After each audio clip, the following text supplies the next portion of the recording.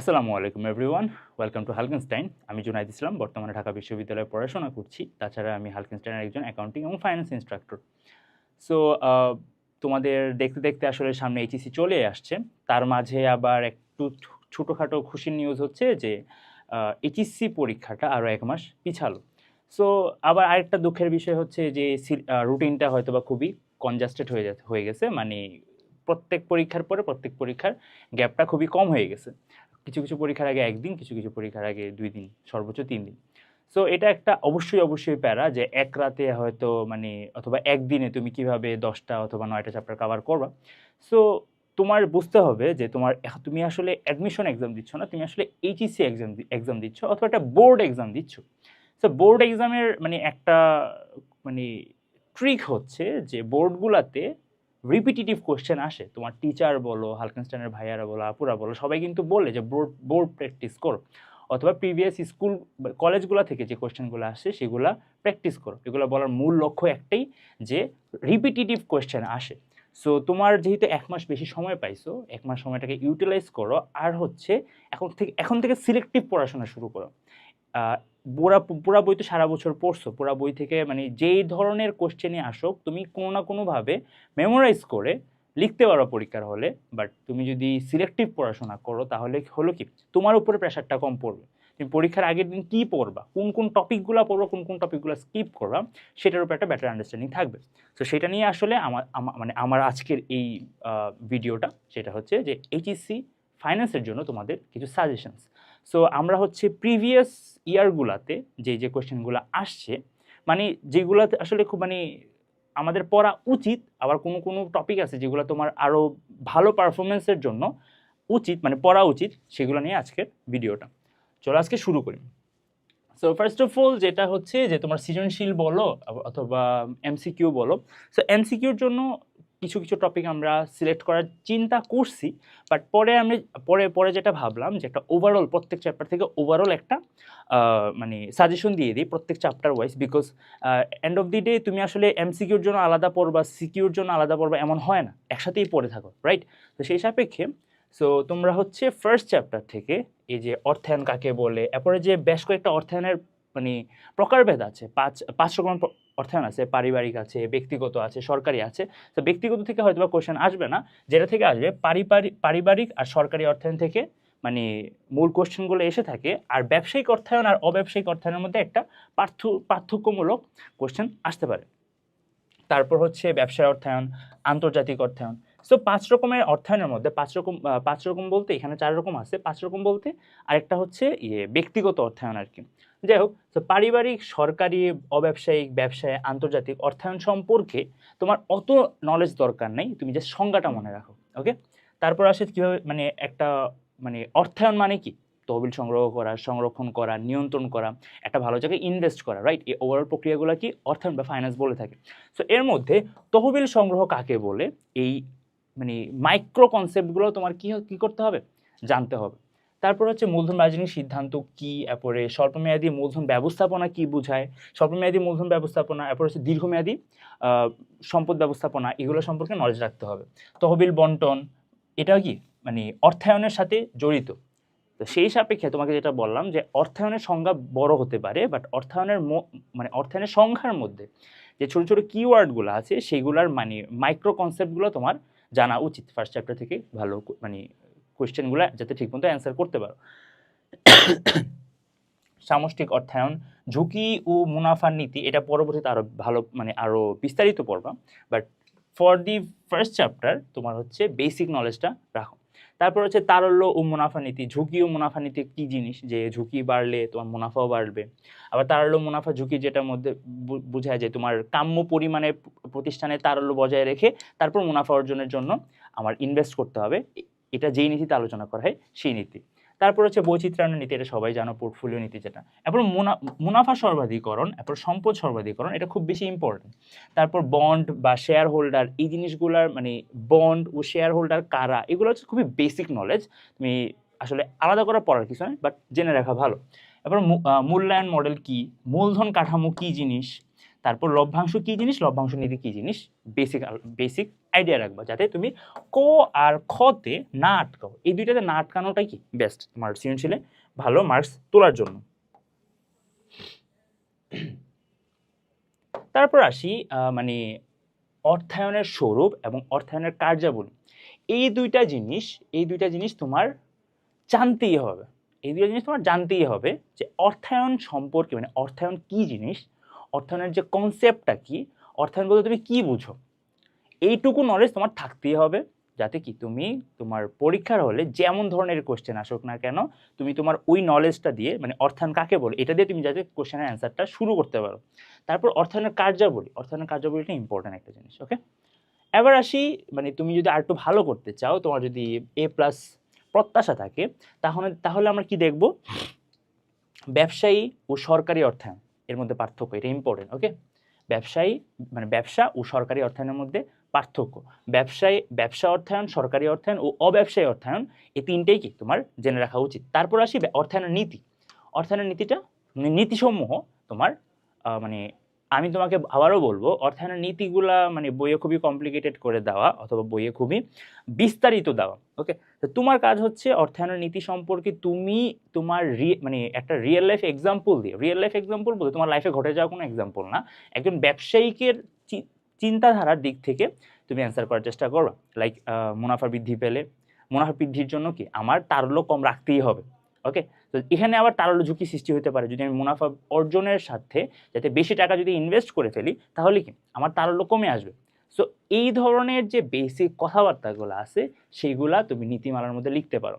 আর আর নীতি এই টপিকটা তোমার কেন জানতে হবে, কারণ তোমার উদ্দীপকের মধ্যে তোমার কোশ্চেনে থাকতে পারে যে আসলে এখানে মানে মিস্টার এক্স কোন নীতিমালা অবলম্বন না করার কারণে এই সমস্যার সম্মুখীন হয়েছেন। তো তোমার এই নীতি, যে অর্থনীতির নীতিগুলো আছে সেগুলার যে কোর মানে মানে কয়টা নীতি আছে, কি কি নীতি আছে, যেমন তোমাকে এখানে যে বেসিক যে কয়েকটা আছে, যে ধরো ঝুঁকি ও মুনাফা নীতি, তারল্য নীতি, বৈচিত্র্যায়ন নীতি। সো এই যে তিনটা নীতি আছে, এই তিনটা নীতি, আরও নীতি আছে অবশ্যই, সো এই তিনটা নীতি তোমার জাস্ট নামগুলা মনে রাখার চেষ্টা করবা। ওকে, কোনটা কোন নীতি সেটা বুঝার চেষ্টা করবা, যাতে অ্যাটলিস্ট তুমি ঘতে যদি তোমার নীতিটা জানতে চায়, যাতে নীতিটা লিখে আসতে পারো। তারপর তুমি তোমার মতো করে লিখতে পারবা, একটা এক্সাম্পল দিয়ে লিখো, তুমি টিচার তুমি যে কনসেপ্টটা ধরতে পারছো বা বুঝতে পারছো সেটার সাপেক্ষে কী করে দিবে, মার্কস দিয়ে দিবে। তারপর আসি অর্থায়নের লক্ষ্য কি হতে পারে সেটা জানতে হবে। অর্থায়নের লক্ষ্য, সম্পদ সর্বাধিকরণ, এসব নিয়ে কোশ্চেন আসে। তারপর তুমি যদি এই চ্যাপ্টার থেকে আরেকটু অ্যাডভান্স যদি পড়াশোনা করতে চাও, একটু ডিপ পড়াশোনা করতে চাও, তাহলে অর্থায়নের উপর নীতিসমূহের প্রভাব কি, মুনাফা সর্বাধিকরণ আর সম্পদ সর্বাধিকরণের পার্থক্য বুঝতে হবে। সো এই দুইটা জিনিস আবার এই অর্থায়নের লক্ষ্যের মধ্যে চলে আসে, বাট তুমি যদি আরও ডিটেলস পড়াশোনা করতে চাও তাহলে তোমার কি পরস্পরের পার্থক্যটাও বুঝতে হবে। তারপর অর্থায়নের সামাজিক দায়বদ্ধতা, এটাও জানতে পারো, কারণ বেশ কয়েকটা বোর্ডে আসছে। ওকে, সো এবার যাই হচ্ছে আমরা সেকেন্ড চ্যাপ্টারে। হচ্ছে সেকেন্ড চ্যাপ্টারটা হচ্ছে একটু ক্রিপি চ্যাপ্টার, মানে এই চ্যাপ্টারটা হচ্ছে একটু মুখস্থ বিদ্যা টাইপ। ওকে, সো অনেক ধরনের মানে আইনি কথাবার্তা আছে যেটা কিনা আসলে কমার্স স্টুডেন্টরা খুব বেশি অবহেলা করে বা পড়তে চান, বাট বেসিক কিছু জিনিস আছে এই সংজ্ঞাগুলো তোমার জানা উচিত। যেমন হচ্ছে আর্থিক বাজার কি জিনিস, তারপর মানি লন্ডারিং কি জিনিস, এটার ফুল ফর্ম কি, মুদ্রা বাজার কাকে বলে, মূলধন বাজার কাকে বলে বা মূলধন কাকে বলে, প্রাথমিক বাজার কি, মাধ্যমিক বাজার কি, কল মানি রেট কি, এটা ইম্পর্টেন্ট, বাণিজ্যিক পত্র কাকে বলে, ট্রেজারি বিল কাকে বলে, ট্রেজারি বন্ড কাকে বলে। সো এই হাতিয়ারগুলার বেসিক সংজ্ঞা, তারপর অবলেখকের কাজ কি বা অবলেখক কাকে বলা হয়, তারপর ব্লু চিপ কি আর ওটিসি বাজার কি। সো তুমি দেখো যে এখানে যতগুলা মানে কিওয়ার্ডস আমি তুলে ধরছি, এগুলার তুমি জাস্ট বেসিক সংজ্ঞা তুমি যদি জানো তাহলে তোমার কি ক আর খ এর জন্য তেমন একটা টেনশন করতে হবে না। ওকে, সো ব্লু চিপ, ওটিসি বাজার, বিএসইসি, এই ধরনের যে শর্ট ফর্মগুলো আছে সেগুলোর জাস্ট মানে ফুল ফর্মটা লিখে দিয়ে আসবা না, ফুল ফর্মটা লেখার পাশাপাশি এর কি একটা বেসিক সংজ্ঞা দেওয়ার চেষ্টা করবো। ওকে, সো জ্ঞান ও অনুধাবনের জন্য এই কয়েকটা টপিক ভালোভাবে রাখো মাথায়। তারপর আসি আমরা কোন কোন টপিকগুলো এই চ্যাপ্টার থেকে কভার করব। ফার্স্ট অফ অল যেটা আসে যে মুদ্রা ও মূলধন বাজারের বেসিক কনসেপ্টটা জানতে হবে। সো মুদ্রা বাজার কী নিয়ে কাজ করে আর মূলধন বাজার কী নিয়ে কাজ করে, মুদ্রা বাজারে আসলে কি হাতিয়ার নিয়ে কাজ করে, কোন কোন হাতিয়ারগুলা নিয়ে কাজ করে, স্বল্পমেয়াদী না দীর্ঘমেয়াদী না মধ্যমেয়াদী, আর মূলধন বাজারে কোন কোন হাতিয়ারগুলো নিয়ে কাজ করে, এগুলো আসলে কিভাবে ক্রয় বিক্রয় হয়। সো এটা সম্পর্কে তোমার একটা বেসিক নলেজ রাখতে হবে। আমি আবারও বলবো একটা বেসিক নলেজ রাখতে হবে, কারণ এই বাজারের হাতিয়ারগুলো সম্পর্কে তুমি পরবর্তী চ্যাপ্টারে এনহ্যান্স পড়ো, আরও বেশি পড়াশোনা করবা। ওকে, সো তুমি যখন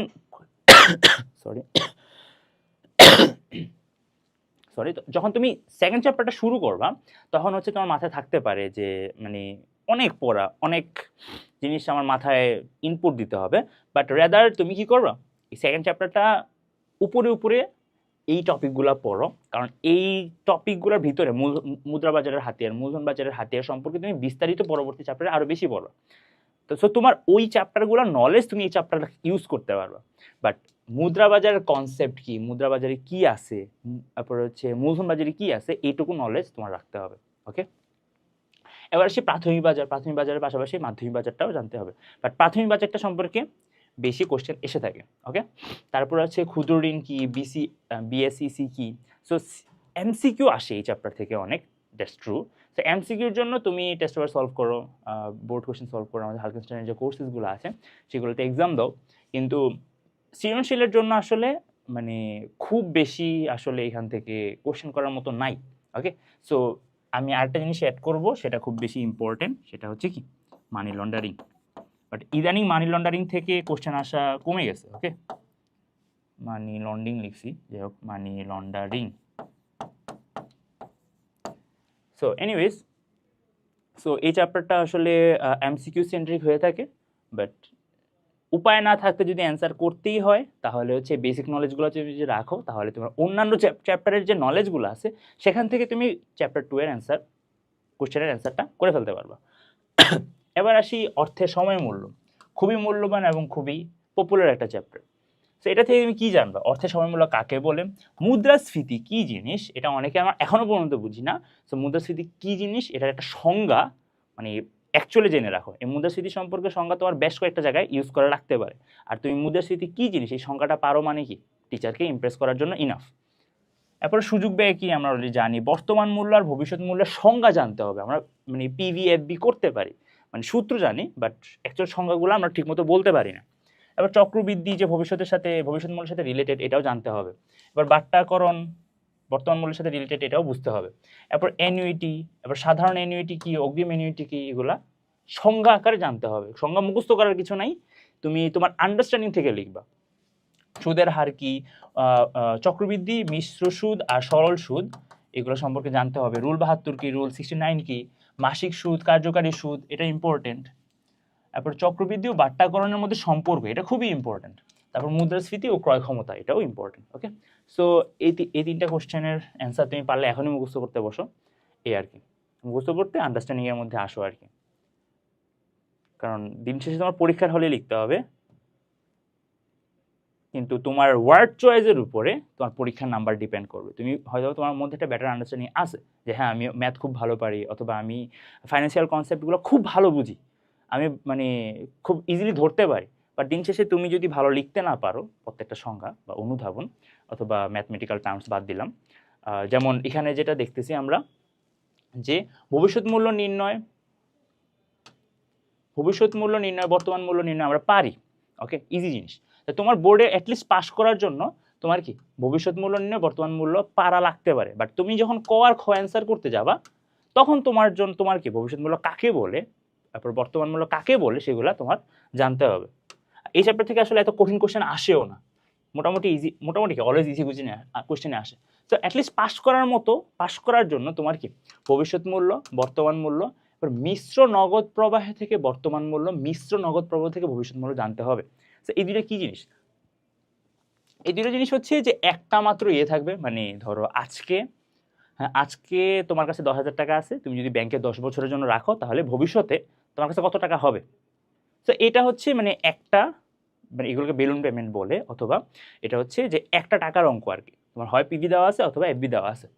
আর মিশ্র হচ্ছে যে তুমি 10 বছর টাকা জমাবা, 10 বছর ধরে কি তুমি টাকা জমাবা, মানে প্রত্যেক বছর তোমার টাকার পরিমাণটা ডিফারেন্ট, ঠিক ঠিক আছে, মানে 10 বছর পর্যন্ত তুমি আজকে 10 টাকা, আজকে 10,000 টাকা, আগামী বছর ধরো 15,000 টাকা। তো এরকম ডিফারেন্ট যখন নগদ প্রবাহ হয়, সেই ডিফারেন্ট নগদ প্রবাহের বর্তমান মূল্য আর ভবিষ্যৎ মূল্য নির্ণয় করতে হবে।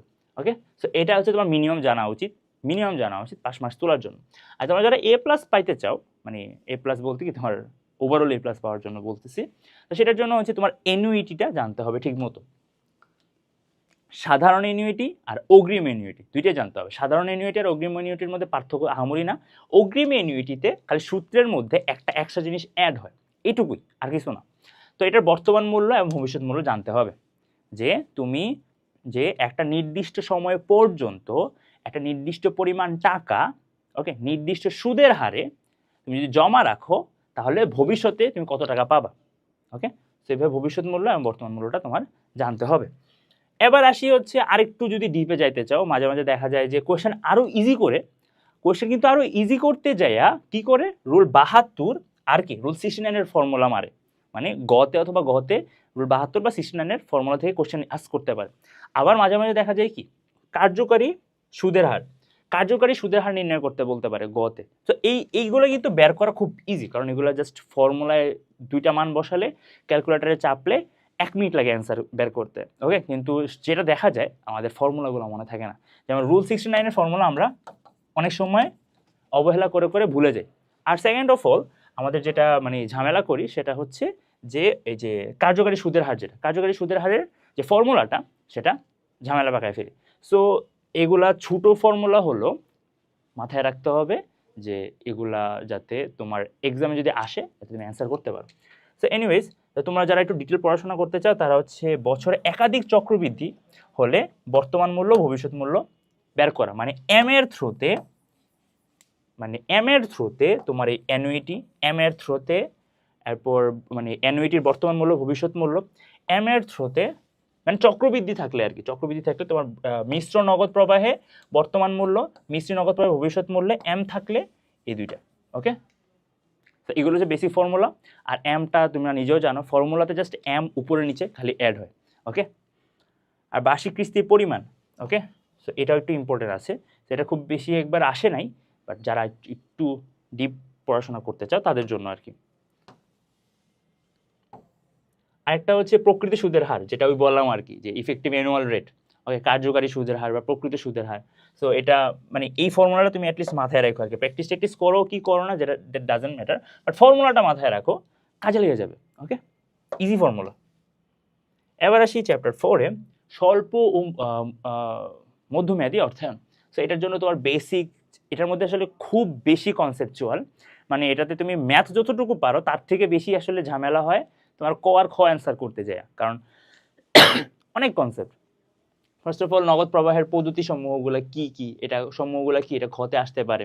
ব্রেক ইভেন পয়েন্ট কাকে বলে, কতে আসতে পারে। আর্থিক বিশ্লেষণ কেন করা হয়, সেটাও আসতে পারে কতে অথবা খতে। ওকে, তারপর আসি নিরাপত্তা প্রান্ত কি, কন্ট্রিবিউশন মার্জিন কি, পরিবর্তনশীল ব্যয় কি। ওকে, মানে ব্রেক ইভেন পয়েন্ট বের করার জন্য তোমার যে এলিমেন্টসগুলো লাগে, সেই এলিমেন্টসেরও কোশ্চেন আসতে পারে, আচ্ছা, অবযোগে কেন অনগদ খরচ বলা হয়, এটা অ্যাকাউন্টিং টাইপ কোশ্চেন, এটা তোমরা পারবা। উপাদান খরচ কি সমচ্ছেদ বিন্দুকে প্রভাবিত করে, সেটা আসতে পারে। সমচ্ছেদ বিন্দুর উপর প্রভাব বিস্তারকারী উপাদান কি কি, এটা খুব বেশি ইম্পর্টেন্ট একটা কোশ্চেন। এই ধরনের কোশ্চেন তোমাকে এটা আটকানোর জন্য আসে, আর এটা কয়েকবার আসছে, সো জেনে রাখা উত্তম। সম্পত্তি বিক্রিজনিত ক্ষতি নগদ প্রভাব বিবরণীতে ধনাত্মক হিসাবে দেখানো হয় কেন, ব্যাখ্যা করো। সো এই কোশ্চেনগুলো অ্যাকচুয়ালি এই চ্যাপ্টার থেকে অহরহ আসে, প্রায় সময় আসে, বাট এগুলো হচ্ছে পপুলারগুলো, এগুলো তো মাথায় রাখতে হবে। আচ্ছা, এবার আসি মিনিমাম তোমার যা জানা উচিত সেটা হচ্ছে কন্ট্রিবিউশন মার্জিন, মানে মার্জিন নির্ণয় করা, তারপর হচ্ছে স্থির ব্যয় নির্ণয় করা, তারপর পরিবর্তনশীল ব্যয় নির্ণয় করা। সো তোমরা যারা এইটুকু মানে এগুলা বের করতে পারো, তারা কি বের করতে পারবা, তোমরা সমচ্ছেদ বিন্দু বের করতে পারবা। ওকে, সো এই সমচ্ছেদ বিন্দু বের করতে তোমার কি কি লাগে, স্থায়ী ব্যয় লাগে, তারপরে একক প্রতি বিক্রয় ব্যয় লাগে, একক প্রতি উৎপাদন ব্যয় লাগে, রাইট। সো এখানে মানে একক প্রতি পরিবর্তনশীল ব্যয় লাগে। সো এগুলা যদি বের করতে পারো, মানে রিকগনাইজ করতে পারো, তাহলে কি তোমরা সমচ্ছেদ বিন্দু বের করতে পারবা।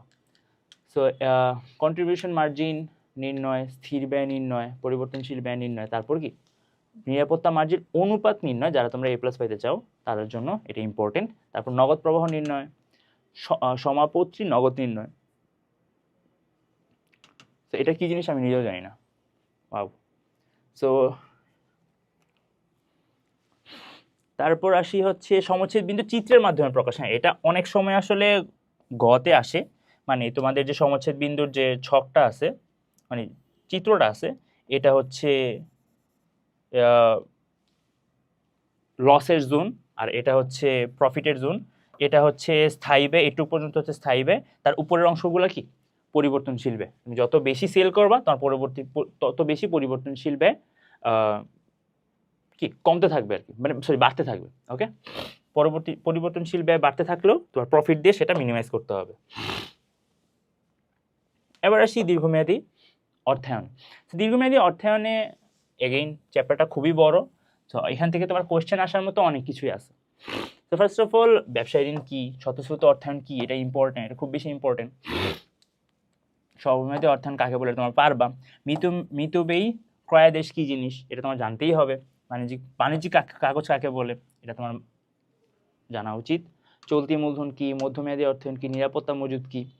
নিরাপত্তা মজুদ আসলে এর আগের চ্যাপ্টারেই তোমরা না, ঠিক আছে, এই চ্যাপ্টারের জন্যই ইম্পর্টেন্ট। গড় সংগ্রহ সময় কি, ঘূর্ণায়ন ঋণ চুক্তি কি, নগদ চক্র কি, তারপরে প্রাইম সুদের হার কি, ফ্যাক্টরিং কি, সমন্বয় নীতি, রক্ষণশীলতার নীতি, আক্রমণাত্মক নীতি, এই তিনটাই ইম্পর্টেন্ট। ওকে, এবার আসি এগুলো ক্ষয়ের জন্য ইম্পর্টেন্ট। অতিরিক্ত মজুদের ফলাফল ব্যাখ্যা করো। মিতব্যয়ী ফরমাসের পরিমাণ বলতে কি বোঝায়। তারপর ব্যবসায় ঋণের খরচ কে বহন করে থাকে। ঋণ রেখা বলতে কি বুঝো। মজুত পণ্য ব্যবস্থাপনা কেন গুরুত্বপূর্ণ, এটা ইম্পর্টেন্ট। পূর্ণ ফরমাস স্তর বলতে কি বুঝো। আর বাণিজ্যিক পত্র কি অধিহারে বিক্রি হয় কি হয় না, সেটা তোমার আইডিয়া রাখা বেটার। সো এবার হচ্ছে আমরা একটু আগাই। এখন হচ্ছে আমরা দেখব যে আসলে তোমার মিনিমাম পাস করার জন্য কি কি। সো তোমরা যারা মিনিমাম পাস মার্কস তুলতে চাচ্ছ তাদের জন্য হচ্ছে মিতব্যয়ী ফরমাস পরিমাণ নির্ণয়, মোট মজুদ ব্যয় নির্ণয়, এগুলো জানতে হবে। তার পাশাপাশি যারা হচ্ছে আর একটু ভালো মার্কসের আশায় আছো বা এই চ্যাপ্টার থেকে একদম ফুল অ্যান্সারটা করে আসতে চাচ্ছ, তার জন্য ব্যবসায় ঋণ খরচ কত, এটা খুব ইম্পর্টেন্ট। এর ফর্মুলাটা একটু বড় আছে, কমপ্লিকেটেড আছে, তো এই ফর্মুলাটা মাথায় রাখতে হবে। তো ব্যবসায় ঋণের খরচ বের করো।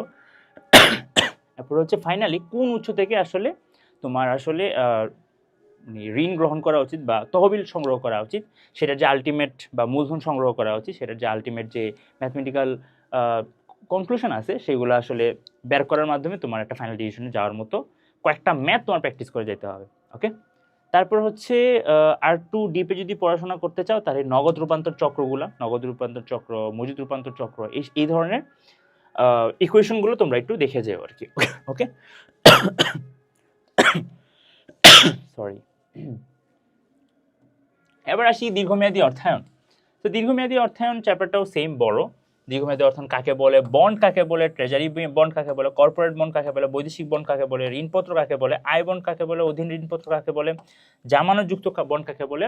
মানে মোট কথা আছে যত ধরনের বন্ডের প্রকারভেদ আছে, যত ধরনের শেয়ারের প্রকারভেদ আছে, সেগুলো আসলে তোমার জানতে হবে, বিকজ বোর্ড কোয়েশ্চেনগুলোতে কখন কি আসে নো গ্যারান্টি। ওকে, টিচারের মন চাইছে যে তোমার আয় বন্ড সম্পর্কে তোমার মানে কোশ্চেন করবে, উনি আয় বন্ড সম্পর্কে কোশ্চেন করতে পারে। সেখানে বন্ডের যতগুলো প্রকারভেদ আছে সবগুলো না, ধরো আয় বন্ড, জাঙ্ক বন্ড আছে, এদিকে জাঙ্ক বন্ড নাই, বাট জাঙ্ক বন্ড সম্পর্কে জানতে হবে। তারপর put bond, zero coupon bond, তলবযোগ্য বন্ড, নিবন্ধিত বন্ড, রূপান্তরযোগ্য বন্ড। তো এইগুলো আসলে সঙ্গে খুব কমপ্লিকেটেড কিছু না। ওকে, রূপান্তরযোগ্য বন্ড হচ্ছে যে একটা নির্দিষ্ট সময় পর তুমি ওই বন্ডটাকে শেয়ারে কনভার্ট করতে পারো। সো এই যে বন্ডের যে প্রকারভেদগুলো আছে, এই বন্ডের প্রকারভেদগুলো তুমি যত বেশি আসলে রিডিংয়ের মাঝখানে থাকবা অথবা চর্চার মাঝখানে থাকবা, তুমি পরীক্ষা হলে এইভাবেই লিখতে পারবা। তো বন্ডের বর্তমান মূল্য নির্ণয় না, বন্ডের বর্তমান মূল্য কাকে বলে, এটা একটা ইম্পর্টেন্ট কোশ্চেন, কিন্তু এটা আসলে রেয়ারলি আসে বাট ইম্পর্টেন্ট। তো বন্ড হতে প্রাপ্তি, মেয়াদপূর্তিতে আয়ের হার, তারপর ইল টু কল কি, স্টক কাকে বলে, শেয়ার কাকে বলে, শেয়ার আর স্টকের মধ্যে পার্থক্য কি, এগুলো আসে। ওকে, অগ্রাধিকার সাধারণ, কল প্রিমিয়াম কি জিনিস, তারপর কুপন সুদের হার কি, চলতি বন্ড কি, বন্ড অবহার এবং অধিহার কি জিনিস, এই দুইটাকে বুঝতে হবে যে অবহার কখন হয় আর অধিহার কখন হয়, এটা ইম্পর্টেন্ট। সংকর ও হাইব্রিড শেয়ার কাকে বলে, ওকে, শেয়ার কাকে বলে, মানে অগ্রাধিকার শেয়ার কি আসলে সংকর বা হাইব্রিড শেয়ার বলে, এগুলোর ফুল ফর্ম জানা উচিত। প্রাথমিক বাজার, সেকেন্ডারি বাজার, ওই যে চ্যাপ্টার 2-তে আমরা এগুলো দেখছিলাম। এরপর হচ্ছে বন্ড ইন্ডেঞ্চার, নিমজ্জিত তহবিল। সো বন্ড ইন্ডেঞ্চারটা ইম্পর্টেন্ট। নিমজ্জিত তহবিল তোমরা খুব বেশি একটা আসে না, বাট পড়ে যাওয়া উচিত যারা ভালো মার্কসের আশাবাদী, ভালো মার্কসের আশাবাদী।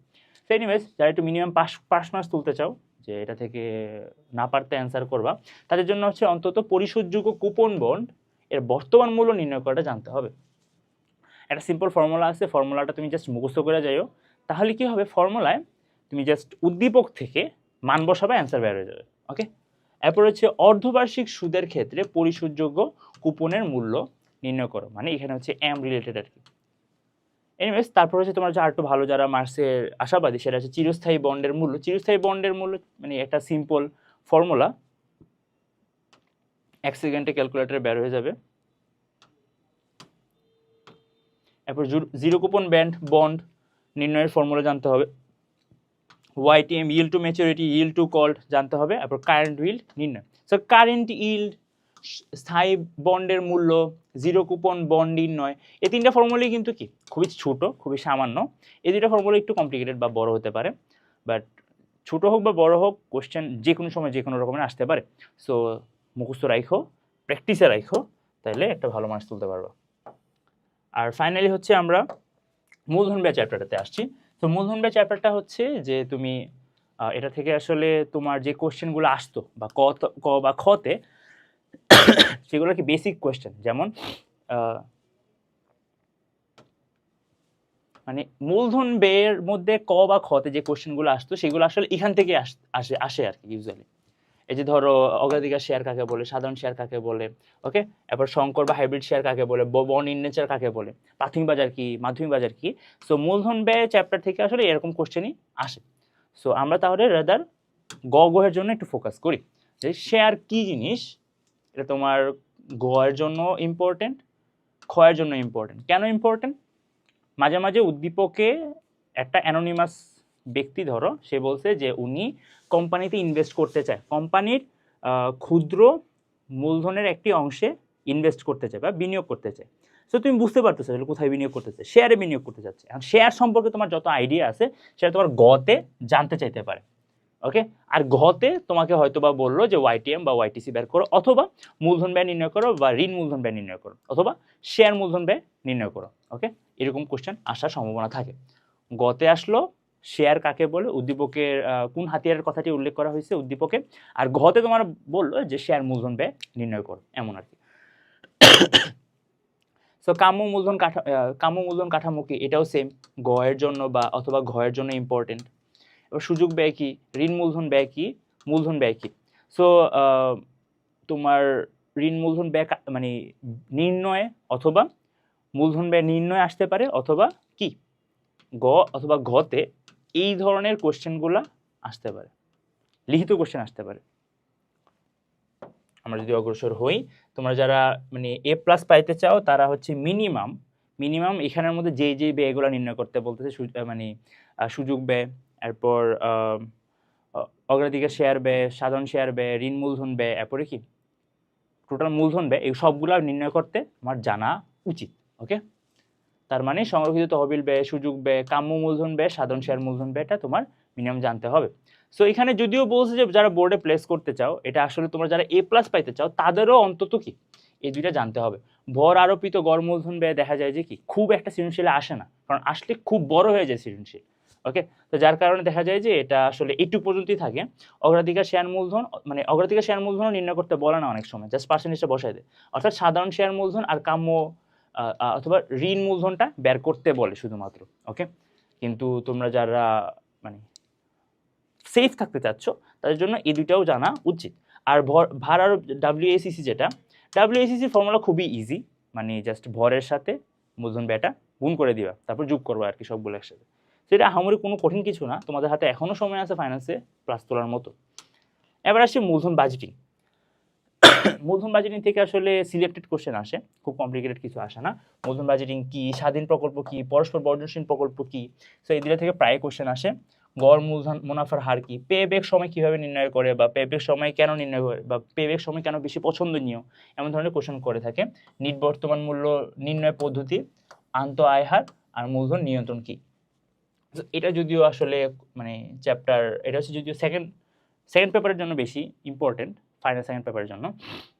যদি এদিকে মূলধন নিয়ন্ত্রণ বলছে যদিও, ঠিক আছে, ইটস অলসো ইম্পর্টেন্ট, রাখতে পারো। সো এনিওয়েজ, সো এই ধরনের কোশ্চেনগুলোই খুব বেশি এসে থাকে। আর তোমরা হচ্ছে খ খ এর জন্য বলতে পারো, অথবা গ এর জন্য বলতে পারো, মূলধন বাজেটিংয়ের ধাপগুলা মাথায় রাখা উচিত। গড় মুনাফার হার নির্ণয় মানে এসিসি, ঠিক আছে, এটাও জানতে হবে। গড় মুনাফার হার হচ্ছে মানে সবচেয়ে ইজি আর কি, ওকে। অ্যাভারেজ যেটা বের করি আমরা মুনাফার আর কি। এবার আসি পেব্যাক সময়। সো এই গড় মুনাফার হার বা পেব্যাক সময় হচ্ছে তোমার ইউজুয়ালি এসে থাকে যে ধরো গতে বা ঘতে, মানে তোমার যদি এগুলো আসে তাহলে ধরতে হবে কি তোমার কোশ্চেনটা ইজি আসছে আর কি, কারণ ইজি কোশ্চেনগুলোতে এগুলো বের করতে দেয় আর কি, ওকে। এসিসি না, sorry, ARR, average rate of return, আর এটা পেব্যাক পিরিয়ড। আর তোমরা হচ্ছে একটু ভালো যারা করতে চাও, A+ পাইতে চাও, তাদের জন্য অবশ্যই ইম্পর্টেন্ট হচ্ছে নিট মানে নেট প্রেজেন্ট ভ্যালুটা জানা, এনপিভিটা জানা। আর আন্ত আয় হার যেটা, এটা হচ্ছে খুবই কমপ্লিকেটেড, এটা বের করা একটু কঠিন। সো এটা আসেও খুব কম। সো বেশিরভাগ ডিসিশনগুলো আসলে আমাদেরকে নিট বর্তমান মূল্য দিয়ে বের করতে বলে, ওকে। সো এটা তোমার অন্তত জানতে হবে এই চ্যাপ্টার থেকে অ্যান্সার করার জন্য। এবার আসি ঝুঁকি ও মুনাফার হার। এই চ্যাপ্টারটা থেকে আসলে ক আর খতে অ্যান্সার করার জন্য অনেক ধরনের কোশ্চেন আসলে আসতে পারে। চ্যাপ্টারটার মধ্যে আসলে থিওরি বেশি ম্যাথের তুলনায়, তো ম্যাথও আছে বাট থিওরি অনেক বেশি আর কি। তো মুনাফার হার কি, ঝুঁকি কি জিনিস, অনিশ্চয়তা কি জিনিস, একক ঝুঁকি কি, পোর্টফোলিও কি, কোম্পানি ঝুঁকি কি জিনিস, বাজার ঝুঁকি কি জিনিস, এই ধরনের কোশ্চেন ক আর খতে অহরহ আসে। ব্যবসায়ী ঝুঁকি কি জিনিস, আর্থিক ঝুঁকি কি, তারপরে সুধার ঝুঁকি কি, বিশেষ ঘটনার ঝুঁকি কি, বিনিময়ের হার ঝুঁকি আছে, ক্রয় ক্ষমতা ঝুঁকি আছে, সম্ভাবনা বিন্যাস আছে, আদর্শ বিচ্যুতি কাকে বলে, বিভেদাঙ্ক কাকে বলে, এই ধরনের কোশ্চেন আসার সম্ভাবনা অনেক। পোর্টফোলিও ঝুঁকি কি, পোর্টফোলিও আয়ের হার কি জিনিস, তারপর অনিশ্চয়তা কি। তো এখানে আসলে কোনোটাই আসলে কম ইম্পর্টেন্ট না, সবগুলোই বরাবর ইম্পর্টেন্ট, ওকে। যে কোনো সময় যে কোনোটাই আসতে পারে, এগুলো তোমার অবশ্যই আয়ত্ত থাকা উচিত। মুখস্থ করতে বলবো না, তুমি কনসেপ্টটা পারো সেটা দেখাইতে পারলেই ইনাফ কোশ্চেন পেপারে আর কি। তো এবার আসি আমরা পরেরটায়। আর হ্যাঁ, সো মুনাফার হার নির্ণয়, গড় মুনাফার হার নির্ণয়।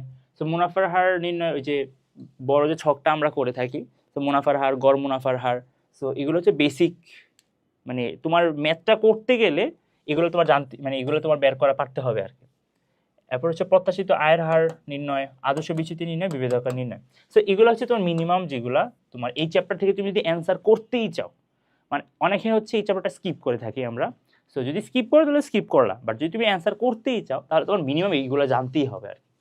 বাট এইগুলো জানাই ইজ নট সাফিসিয়েন্ট, কারণ তোমার আসলে কোশ্চেন অ্যাকচুয়ালি এখান থেকে আসে, গ পর্যন্ত আসে, বাট ঘতে দেখা যাবে যে কি এখান থেকে কোশ্চেন করে দিল আর কি। সো ব্যবসায় ঝুঁকি ও আর্থিক ঝুঁকির মধ্যে পার্থক্য, অথবা কোম্পানি ঝুঁকি ও বাজার ঝুঁকির মধ্যে পার্থক্য, মানে গতে তোমার উদ্দীপকের সাপেক্ষে তোমার এই ধরনের যুক্তিমূলক আলোচনা করতে বলে, ওকে। সো কিছু কিছু ক্ষেত্রে দেখা যায় যে গ গ গ আর গহ দুইটাতেই কি ম্যাথ দিয়ে দিছে, বাট মোস্ট অফ দি কেসেসে এই চ্যাপ্টারে কি করে, গতে ম্যাথ দেয় অথবা ঘতে ম্যাথ দেয়, আর অথবা একটা কোশ্চেন কি রাখে, থিওরিটিক্যাল রাখে আর কি। আর হচ্ছে ধরো পোর্টফোলিও রিটার্ন নির্ণয়, পোর্টফোলিও ঝুঁকি নির্ণয়, বাজার ঝুঁকি নির্ণয়। সো এগুলা একটু কমপ্লিকেটেড হলেও যারা হচ্ছে একদম সেফ থাকতে চাও তাদের জন্য এগুলো পড়তে পারো। আমি বলবো যে দেখা যাও, খুব একটা প্র্যাকটিস করার দরকার নেই, ওকে। সো ফার্স্ট পেপারের জন্য তোমাদের যা যা বলছি বা যা যা রেকমেন্ড করছি, এগুলো হচ্ছে সিলেক্টিভ পড়াশোনা। এগুলো যদি করো তোমাদের হচ্ছে মানে ইট সেফ থাকলো আর কি, তোমার A+টা একটু সেফ থাকলো। আর বাদ বাকি যদি তোমরা আর একটু বেশি পড়াশোনা করতে চাও, প্র্যাকটিস করো রেদার দেন হচ্ছে রিডিং পড়া থেকে কি প্র্যাকটিস করাটা বেশি ম্যান্ডেটরি। এখন তোমার সময় নাই বই আবার মানে লাইন বাই লাইন পড়া। যারা হচ্ছে খুব বেশি বই পড়ছি আমরা, দ্যাটস ফাইন। যেমন আমি হচ্ছে অবভিয়াসলি আমি হচ্ছে কি গাইড টাইড অ্যাভয়েড করছি, আমি বই খুব বেশি পড়ছি, খালিকুজ্জামানের বই বলো, শহীদুল্লাহ স্যারের বই বলো, বই বেশি পড়ছি আমি।